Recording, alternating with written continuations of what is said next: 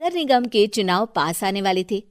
पूरे कानपुर शहर में टिकट को लेकर मारामारी शुरू थी, लेकिन सबसे ज्यादा चर्चा में वार्ड नंबर 40 की सीट थी।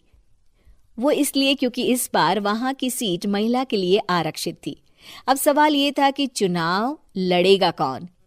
इससे पहले ठाकुर साहब वहां से पार्षद थे और इस बार उन्होंने अपनी पत्नी सीमा ठाकुर को टिकट दिलवाई और ठाकुर साहब की शान के कारण सीमा जी ने 20,000 वोटों से चुनाव जीत लिया। अरे बधाई हो सीमा भाभी, अब तो आप वार्ड की पार्षद बन गई हैं। अब तो हमारे काम आप ही करवाएंगी। अरे ये तो सिर्फ नाम की पार्षद बनी है, वो तो महिला सीट आ गई, वरना पार्षद तो मुझे ही बनना था। अब भले ही चेहरा इसका होगा, लेकिन पावर तो मेरी ही होगी। अरे वाह भाई साहब, क्या दिमाग लगाया है आपने भी। आइए आप लोग, खाना लगा दिया है सबके लिए। सीमा जी पार्षद बन चुकी थीं, फिर भी उनकी एक ना चलती।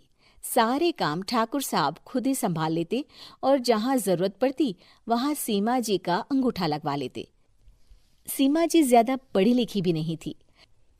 एक दिन ठाकुर साहब और सीमा एक प्रोग्राम में जाते हैं। अरे ठाकुर साहब, आप आ गए। ओहो, पार्षद मैडम भी आ गई हैं। स्वागत है आप दोनों का। लगता है हमारे पार्षद फंड का सही इस्तेमाल हो रहा है। चलिए अब उद्घाटन करते हैं। ये लीजिए ठाकुर साहब कैची, आप ही सबसे पहले प्रवेश कीजिए। सब लोग आगे निकल जाते हैं और सीमा जी पार्षद होने के बावजूद भी पीछे खड़ी रह जाती हैं। वो देखती हैं कि वेलकम बोर्ड पर उनका नाम है, लेकिन महिला होने के कारण कोई उनका सम्मान नहीं कर रहा। अगले दिन एक आदमी उनके घर आता है। अरे ठाकुर साहब नमस्कार। कल ना हम नोटिस किए कि हमारा घर तो अवैध है और नगर निगम वाले उसे तोड़ने आ रहे हैं। अरे कुछ कीजिए ना ठाकुर साहब। देखो भाई, मैं तो ज्यादा कुछ कर नहीं सकता, पर अगर तुम सबकी जेब गर्म कर दो तो कुछ हो सकता है। कुल मिलाकर 4 लाख लगेंगे। अरे 4 लाख ठाकुर साहब? अरे भाई, मैं अपने लिए नहीं मांग रहा हूँ। दरोगा है, इंजीनियर बाबू है, बड़े साहब है, सबको देना पड़ता है ना थोड़ा थोड़ा।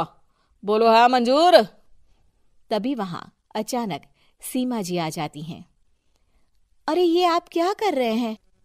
पहले इन्हीं लोगों से तो आपने वोट मांगे, अब इनसे ही पैसे ले रहे हो। अरे चुप रहो तुम, तुम्हारा काम है सिर्फ अंगूठा लगाना, तुम वही किया करो। मुझे दूसरे काम तुम मत सिखाओ, समझी? और तुम ना जाओ, अब पैसे लेकर आओ, वरना जेसीबी किसी भी वक्त आती होगी।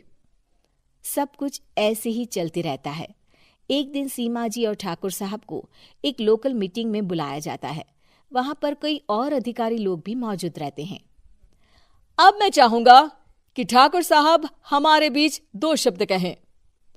मेरे प्यारे भाइयों और बहनों, आज मेरा सौभाग्य है कि मैं आप सबकी सेवा दिन रात कर पा रहा हूं। आपने मेरी पत्नी को भारी मतों से जिताया है, इसलिए मैं आप सभी का शुक्रगुजार हूं।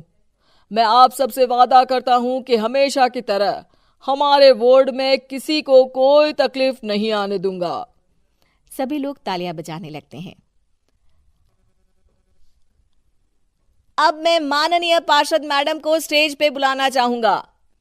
अपने नाम को बुलाया सुनकर सीमा जी एकदम चौंक जाती है।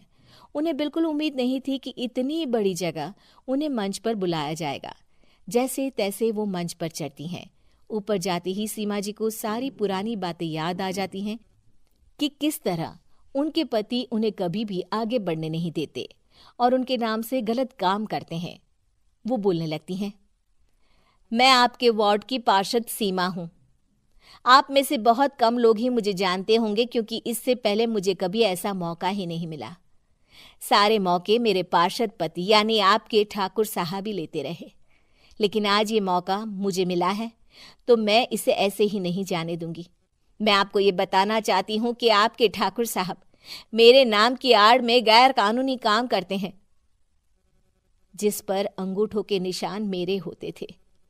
इसीलिए मैं अपनी गलती मानती हूँ और आज अपने पद से इस्तीफा देती हूँ, ताकि आगे से कोई गलत काम ना हो पाए। अब फैसला आप सबके हाथ में है कि आप हमें क्या सजा देना चाहते हैं। सीमा जी की बातें सुनकर ठाकुर साहब के चेहरे का रंग उड़ जाता है और वो शर्म से मुंह नीचा करके वहां से चले जाते हैं और पद से इस्तीफा देकर ही सही सीमा जी अपने आप में आत्मविश्वास महसूस करती हैं।